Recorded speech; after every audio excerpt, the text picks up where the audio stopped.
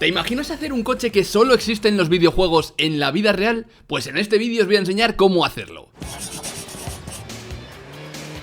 Este es Matt, un fan del Rocket League, pero que ahora tiene el coche del juego en la vida real. Este es un proyecto que ha durado más de 4 años con la ayuda de un montón de gente, pero os lo voy a resumir en poco más de 10 minutos. Seguramente a quien no conozca Fortnite o Rocket League esto le parecerá un buggy más, pero realmente es el protagonista de un juego en el que coches juegan al fútbol y van volando, dan una pelotita, está bastante guay. Obviamente la idea era hacer uno no que volase, sino que fuese lo más realista posible al del juego. La parte buena es que el coche, al ser de un videojuego, está digitalizado y se puede sacar de los archivos de la instalación. Así que lo único que hace falta es saber a qué escala reproducirlo para que quepa dentro una personita. El problema es que en el archivo del juego el coche está diseñado como un juguete para moverse sin más, pero en la vida real necesitas un chasis y una carrocería. Aparte de un motor, obviamente, un esquema de suspensión, y aunque no lo parezca, la suspensión en un coche así es lo más difícil. Por eso iba a ser lo primero. Obviamente si vas a un desguace te sale más barato, y si la coges de un 4x4 no solo va a ser más resistente sino también más grande, perfecto para la escala de este coche. Además suelen ser de doble horquilla, lo que hace que sea más fácil unirlas a un chasis casero. Que el chasis, personalmente creo que lo más fácil habría sido coger el de un buggy y ponerle una carcasa por encima, pero para que fuese perfecto, exacto, había que hacerlo casero. Para los tubos cuadrados y rectos se encargó a una fábrica, pero los curvados había que hacerlos artesanalmente. Esto significa que tú coges una plantilla en papel, haces que coincida con el tubo y luego los extremos, para que los tubos encajen entre sí, hay que darles forma según indican las plantillas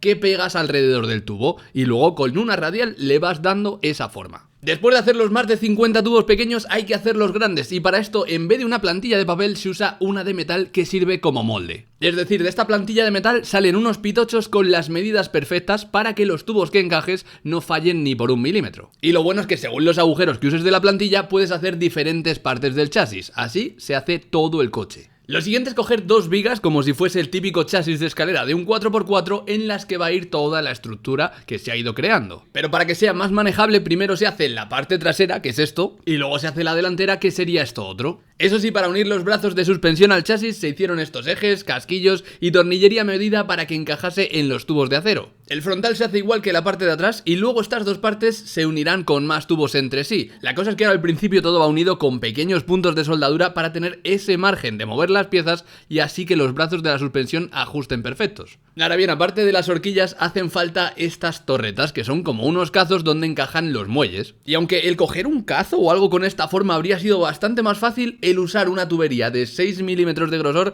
haría que fuese mucho más resistente. Esto, una vez se une a los demás tubos, hay que reforzarlo muchísimo, porque es lo que va a aguantar todos los golpes, saltos y los movimientos de las ruedas. Con esto ya estarían las dos partes principales del coche. Ahora hay que reforzar con soldadura todas las uniones de cada tubo de metal y luego unir estas dos partes en una. Esto necesita muchos menos tubos, pero es igual de difícil o más, porque tiene que quedar todo súper recto, ya que si no parecerá que el coche ha tenido un accidente. Por eso el usar las vigas rectas en la base, para que sirvan de punto de referencia, pero una vez está soldado todo ya no son necesarias. Y es que una vez se sueldan todos los tubos de la parte de abajo y se pone esto que hace de techo, ya es una estructura monocasco pero hecha de vigas, o sea, como si fuese la jaula de un coche de rally, pero todo el coche. Algo curioso es que para que el diseño real sea igual que el del juego, pero no ocupe más que un coche de la calle, tienes que ir casi tumbado conduciendo. Por eso el usar este asiento, que es como de Fórmula 1. Bueno, realmente es de un simulador de conducción, que si los habéis probado sabréis que no son incómodos y te puedes tirar horas jugando. Y probablemente este coche no se vaya a usar tantas horas. El paso final del chasis, cuando ya está todo soldado, todas las piezas encajan, es pintarlo, porque si no se oxidaría, y lo primero que se hace es darle una imprimación, por eso es blanco, pero luego se pinta de negro para que no destaque. O sea, la idea es que se vea sobre todo la carrocería y el chasis pase desapercibido. Cuando la pintura está seca, que hay que esperar unas 24 horas hasta que endurece y así no te la llevas con la ropa o con las piezas, es cuando se puede volver a montar todo, como si fuese un mueble de Ikea, pero tremendamente más difícil. O sea, y no es solo montar los brazos de suspensión y meter el asiento, es que hay que hacer que se mueva, que frene y que gire. Para esto hay que poner una caja de dirección, que siendo un buggy en vez de un coche grande, como no pesa tanto, puedes ahorrarte el poner una dirección hidráulica o eléctrica. O sea, no necesitas que sea asistida, pero sí que tenga una cierta retención. No puede ser directa, porque si no, cuando pilles un bache o vayas por tierra, el volantazo que te puede meter, o sea, te puede destrozar una muñeca. Por eso, ¿ves que se mueve así despacito esto? Pues hace que tengas que hacer un poquito más de fuerza al girar, pero también que si hay un badén te salve las muñecas. Ahora, los ejes que salen por los los laterales de esta caja de dirección van conectados a las ruedas delanteras. Hay que hacerlo con una barra que no solo sea articulada, sino que sea ajustable en distancia. Por eso tiene como una rosca para que la bieleta la puedes mover más hacia adentro o hacia afuera y así que las ruedas vayan en la misma dirección, lo que se conoce como hacer el paralelo. O sea, si no el coche no va recto. Ya con esto solo hace falta ponerle las ruedas, la columna de dirección, un volante y el coche está listo para moverse empujándolo, porque le falta un motor. ¿Y cuál es el mejor motor que se le puede poner a un buggy como este? El de una Honda CBR. Es una moto deportiva de 600 centímetros cúbicos que tiene 120 caballos. No parece mucho para un coche, pero para un buggy que pesa casi la mitad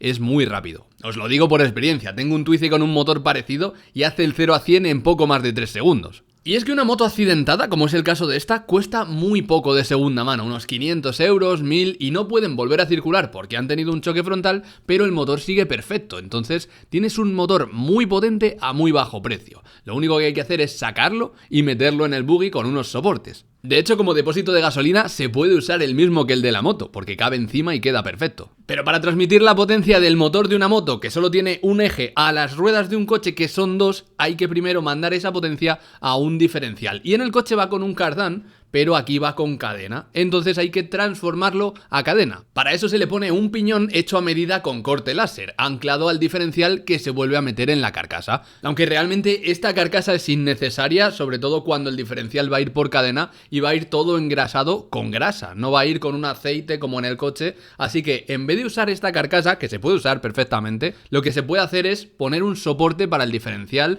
en aluminio, que luego se pueda tensar ajustando unas tuercas para así que la cadena no quede colgando. Pero el no usar la carcasa de coche, o sea la original, también tiene otro motivo y es que la distancia entre el diferencial y las ruedas era muy cortita. Entonces los palieres, estas barras que transmiten el movimiento a las ruedas, iban tan dobladas que luego cuando aceleras se suelen partir. Por eso al poner el diferencial más centrado sin la carcasa original de coche, sino con unos soportes de aluminio, los palieres pueden ser más largos, ir menos doblados y entonces no se parten. O sea, mira los rectos que van ahora los palieres en vez de como iban antes de inclinados, y la diferencia de altura es prácticamente la misma, pero al alargarlos se nota menos, igual que una rampa de garaje, cuanto más larga es, menos inclinación. Con esto, ahora en teoría el movimiento del motor se podría transmitir a las ruedas si no fuese porque era de una moto de desguace que va a carburación. Eso significa que cuando la dejas un tiempo sin usar, se suele obstruir todo y no funciona. Así que en resumen, hay que desmontar los 4 carburadores, limpiar cada una de las piezas por las que pasa combustible y luego volverlo a montar. Un puzzlecito innecesario si la moto fuese de inyección, o sea, un poquito más nueva y más cara. Pero tiene una parte buena que sea barata y antigua, que es muy sencillo todo, o sea, solo tiene el cable del acelerador, la llave, el velocímetro y con una batería y algo de gasolina ya funciona.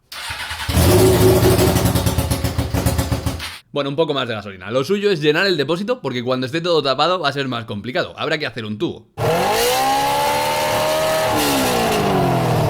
Con el depósito lleno ya funcionaba, sé que vais a decir que suena fatal, pero es porque el escape estaba cortado, ya que en una moto va hacia arriba, pero en un coche va recto, así que había que modificarlo. Otra cosa importante es que frene, y aunque puedes poner los mismos discos y pastillas del desguace, unos nuevos no cuestan demasiado. Lo que sí es más caro es comprar una pedalera hidráulica, y esto significa tener el acelerador, el freno y el embrague movidos por líquido. Que dirás, pero si con un cable funciona igual. Igual no, o sea, con esto tienes un tacto excelente, mientras que con el cable a veces se atasca. Que sí, es un rollo tener que mandar tubitos a cada una de las pinzas de freno, de los pedales al motor, al embrague, todo eso, pero luego cuando lo tienes funcionando, o sea, todo purgado, sin que fugue... ¡Buah! Eso es una maravilla. Ahora, para poder girar hace falta llevar una barra desde la caja de dirección con una articulación hasta donde vas a tener las manos. Ahí se le hace un soporte al chasis para que la columna de dirección no se caiga y quede bien sujeto el volante. Y no tiene mucha más complicación, si acaso poner el volante extraíble para poder entrar mejor, pero realmente es postureo. Otra cosa bastante práctica es tener suelo, para que no te entre el barro ni te den las piedras. Además, con unas chapas cortadas a láser encaja perfecto, solo hay que atornillarlas. Y encima sirve para poner el asiento con sus bases originales, que sí, se podría poner en las barras del chasis, pero ya que hay que tener suelo, se puede incluso aprovechar para poner la palanca de cambios con poleas. O sea, un sistema que al pulsar la palanca haga el mismo movimiento que haces cuando cambias de marcha en la moto. O sea, cuando le das con el piececito, pero hacerlo con una palanca. Y aunque con lo guapo que estaba el asiento es una pena hacerle agujeros, es más seguro si por aquí pasan los arneses de 5 puntos. Y ya con eso en realidad se podría salir a probarlo.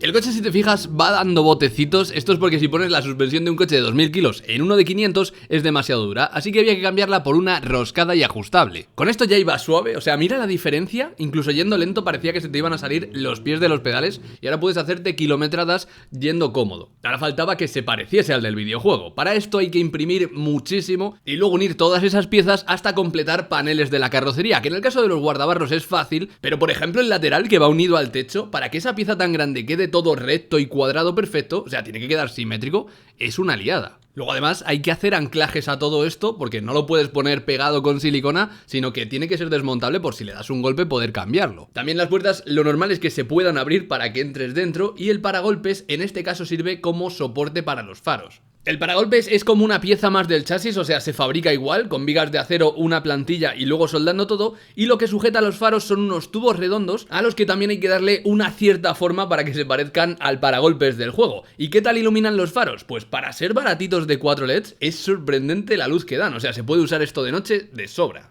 Otros detalles que son puramente estéticos es que en el juego el motor sobresale del techo por aquí arriba. En la vida real no tiene ningún sentido porque volcaría, pero en el juego vuela y da vueltas en el aire, así que le vendría bien, supongo. Lo que se hace es una réplica de plástico que va a ser funcional porque va a servir para coger aire y que refrigere el motor que está más abajo. En cuanto a las ruedas, estas de chapa son un poco feas, sobre todo con la variedad que hay en el juego, que hay hasta hélices, pero hay unas que se llaman Cristiano, que son las más míticas, así que había que hacer esas.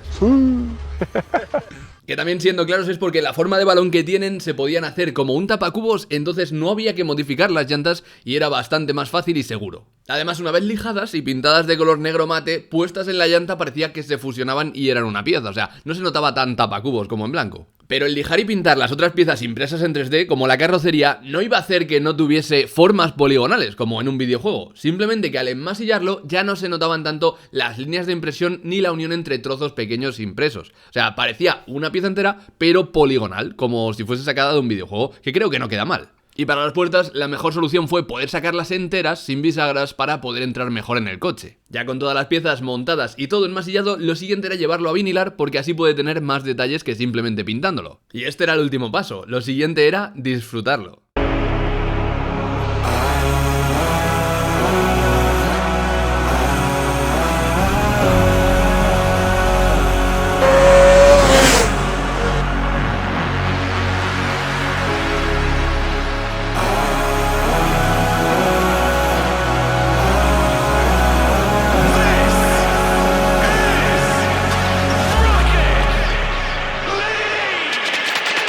One move from my fate, one move from my goal. In this field where I play, I like taking control. I might take them alive when I race to the hole. Put it all on the line, that's the way that we roll.